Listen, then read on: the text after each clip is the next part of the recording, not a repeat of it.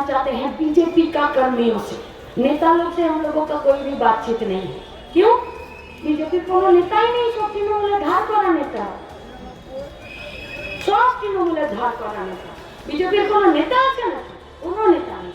তৃণমূলকে টাইট দিতে হবে, তাই পশ্চিমবঙ্গের অনেক মানুষ বিজেপি ঝান্ডাটা তারা কাঁধে নিয়েছিলেন যে না তৃণমূলকে টাইট দিতে হবে, লাল ঝান্ডা দুর্বল হচ্ছে, চলো বিজেপি দেশে আছে, তার জন্য বিজেপিকে একটু শক্তিশালী করি, এই দুর্নীতি থেকে লুট থেকে বাঁচার জন্য বিজেপির আমরা একটু ঝান্ডাটা শক্ত করি।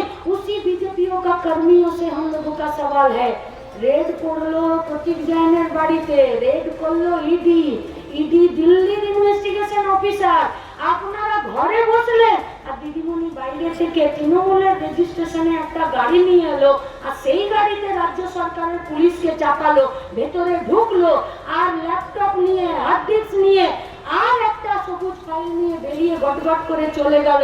ভাই বিজেপির কর্মী বন্ধুদের তোমাদের কাছে আমাদের একটাই প্রশ্ন, একবার দিল্লির নেতাদেরকে জিজ্ঞেস করো কিসের এত আঠালো পীড়িত ভাই যে ইডি রেড চলাকালীন রাজ্যের মুখ্যমন্ত্রী ঢুকে যায় আর বেরিয়েও চলে যায় আর তোমরা তার টিকিটই ধরতে পারো না। এরপরও তোমরা বিশ্বাস করতে পারো যে বিজেপি পার্টিটা তৃণমূলের বিরুদ্ধে লড়বে?